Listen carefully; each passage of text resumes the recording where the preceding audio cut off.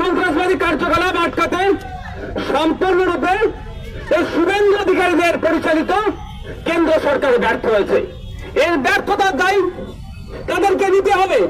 সারা ভারতবর্ষ যখন তাদের দিকে প্রশ্ন করছে, অমিত শাহজিকে জিজ্ঞাসা করছে, মোদীকে জিজ্ঞাসা করছে যে আপনারা 370 ধারা তুলে দেওয়ার পরে বললেন কাশ্মীরে আর কোনো হিংসা হবে না, সন্ত্রাসবাদী আক্রমণ হবে না, এবং যখন নোটবন্দির পরে বললেন যে সন্ত্রাসীদের কোমর ভেঙে দিয়েছেন, তারপরে এত বড় কাণ্ড সংগঠিত হবে কিভাবে, এই প্রশ্নটা যখন তুলবে সেই সময় এরা আমাদের দেশের এই চরম পরিস্থিতির সময় তারা হিন্দু মুসলমানের রাজনীতি করার চেষ্টা করছে। এরা চরম ভাবে ব্যর্থ হয়েছে। ব্যর্থতা ঢাকা দেওয়ার জন্য হিন্দু মুসলমানের রাজনীতিতে মেতে উঠেছে। এখন সময় আমাদের কাছে একটা বড় চ্যালেঞ্জ, এই সন্ত্রাসবাদীদের জবাব দেওয়ার সময় আমাদের যার ধর্ম বর্ণ নির্বিশেষে যে সমস্ত খনিগুলো শান্ত ভারতকে অশান্ত করার চেষ্টা করছে, যে সমস্ত খনিদের দ্বারা আমাদের দেশ আজকে অস্থিরতার মধ্যে চলে যাচ্ছে, তাদের বিরুদ্ধে কঠোর ব্যবস্থা নিতে হবে এবং সন্ত্রাসবাদকে সমূলে নির্মূল করতে হবে। এটা আমাদের প্রত্যেকের কাছে একটা চ্যালেঞ্জ। তাই আমি অনুরোধ করব, আমরা যেমন এই কাশ্মীরের পেহেলগাঁওতে বর্বরোচিত সন্ত্রাসবাদী হামলা হয়েছে তার প্রতিবাদ জানাবো, সাথে সাথে কেন্দ্র সরকারের কেউ আমরা প্রশ্ন করতে পিছপা হবে না। প্রশ্ন করবো আমরা যে কাশ্মীরে প্রায় 7 লক্ষের অধিক সেখানে সেনা আছে, প্রতি 10 মিটার 15 মিটার ছাড়া ছাড়া সেনা থাকে, সেখানে কিভাবে এত বড় হত্যাযজ্ঞ সংঘটিত হলো? ওই সময় কোথায় ছিল আমাদের সেনারা? তারা ছিল কি ইনঅ্যাক্টিভ করে রাখা হয়েছিল? তার জবাবটা আমাদেরকে দিতে হবে। ভারতবর্ষের এটা প্রশ্ন, আমার জনগণের এটা প্রশ্ন, এর উত্তর দিতে হবে।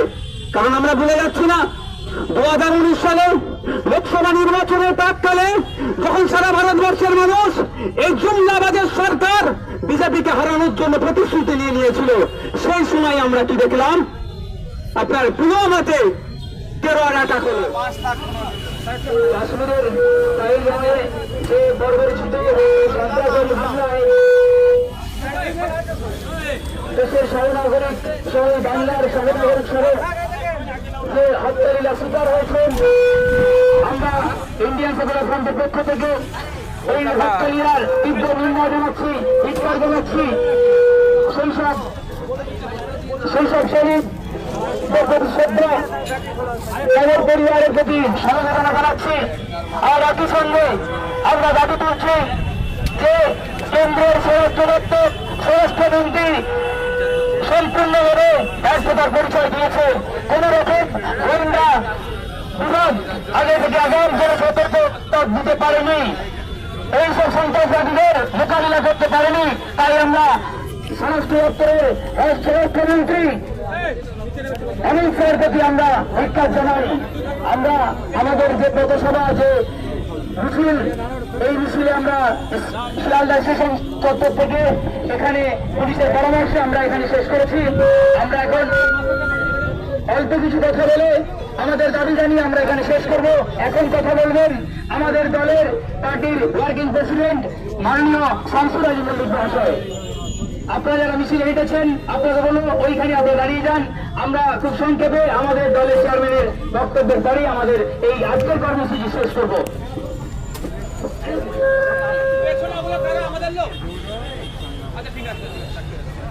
শিয়ালদা স্টেশন থেকে সংগ্রামী জনতার আমাদের যে সভা, সেই সভার কাজ আমরা শেষ করব অল্প কিছু কথাবার্তার মধ্য দিয়ে।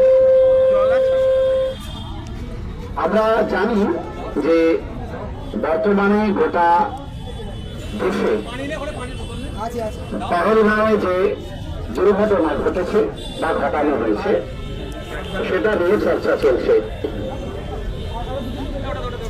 আজকে গোটা কাশ্মীরে যত সংবাদপত্র বেরিয়েছে, আপনারা যারা সংবাদ মাধ্যমের সঙ্গে যুক্ত তারা জানেন যে প্রত্যেকটা সংবাদপত্রের প্রথম পাতা কিন্তু ব্ল্যাক।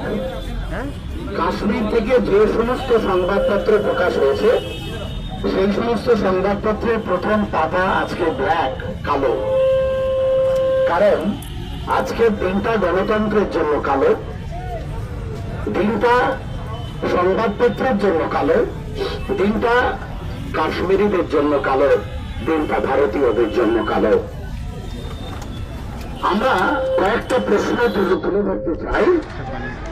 যে ঘটনা কাশ্মীরে ঘটেছে এই ঘটনার বিরুদ্ধে যেমন ইন্ডিয়ান সেকুলার ফ্রন্ট রাস্তায় নেমেছে, তেমন বেশ কিছু রাজনৈতিক দলও তারাও রাস্তায় নেমেছে। রাস্তায় নামাটা স্বাভাবিক।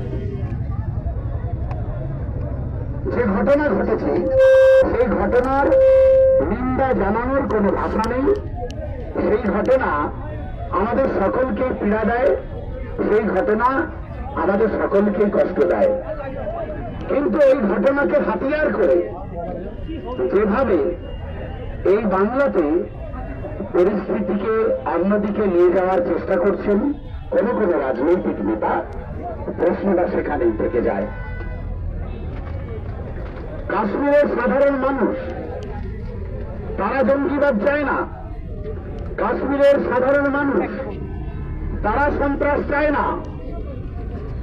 আমাদের দেশের স্বরাষ্ট্রমন্ত্রী আর প্রধানমন্ত্রী বলেছিলেন তো যে কাশ্মীর से 370 हटाया गया और कश्मीर में आमन आ गया, शांति आ गया। তাহলে শান্তি কোথায়? কাশ্মীরে বেড়াতে যাওয়া সাধারণ মানুষের যখন নিরাপত্তা নেই, তাহলে এই সন্ত্রাসীদের কি স্বর্গরাজ্য কাশ্মীর? সংবাদে প্রকাশ যে এই যে জঙ্গি হামলা হয়েছে সেই জঙ্গি হামলার যিনি নাকি মাস্টার মাইন্ড আবু তালেব তিশা, সংবাদে প্রকাশ তিনি হচ্ছেন বিজেপির। চালাতে সামনের দিকে চলে আসেন, সামনের দিকে চলে আসেন। এটা ভাঙতে হবে, হয়ে ভাঙা আছে রে বাবা, সবাই জানে। আস্তে আস্তে আমরা নতুন করে বলতে লাগছে না কেন রাজপথে নেমেছে। আমাদের রাজপথে নামার উদ্দেশ্য কি সেটা ওদের জানানো হয়েছে। শুধু আমি গুটি কয়েক কথা বলে আমার বক্তব্য শেষ করব। প্রথমত, এই যে সন্ত্রাসবাদী হামলা সংঘটিত হলো কাশ্মীরের পেহেলগাঁওয়ে, যেটাকে মিনি সুইজারল্যান্ড বলে আমরা অনেকে জানি, কেরালাটাকে আমাদের দেশের 40-এর অধিক সেনা শহীদ হলো। 6 বছর হয়ে গেল, এখনো পর্যন্ত আমরা জানতে পারলাম না এই হামলা কারা করেছিল এবং কতজনকে গ্রেপ্তার করেছিল, তাদের বিরুদ্ধে কি ব্যবস্থা নিয়েছিল। কিন্তু তখন তো শুভেন্দু বাবু আর ওদের দলে ছিল না, তখনও শুভেন্দু বাবু অনেক চিৎকার চেঁচামেচি করেছিল, তখন চেঁচামেচিটা অন্যভাবে করেছিল। আর এখনো চিৎকার চেঁচামেচি করছে। এমন চিৎকার চেঁচামেচি করতে গেল, একটা ভিডিও পেলাম, ভিডিওর সত্যতা জানি না। Calcutta police, West Bengal police, রাজ্যের স্বরাষ্ট্র দপ্তর, দেশের স্বরাষ্ট্র দপ্তর নিশ্চিতভাবে এই ভিডিও ফুটেজটার চেক করবে, যে দেশ বিরোধী যে স্লোগান দিয়েছে তার বিরুদ্ধে ব্যবস্থা গ্রহণ করবে। দেখ আমি ফিরে আসি, তাহলে ব্যবস্থা গ্রহণ করতে হবে তো লাগবে। মাননীয় মমতা ব্যানার্জি মহাশয় কি ব্যবস্থা গ্রহণ করে এই শুভেন্দু অধিকারীর বিরুদ্ধে, দেশে থেকে দেশ বিরোধী স্লোগান দিচ্ছে সেটা আমরা দেখবো।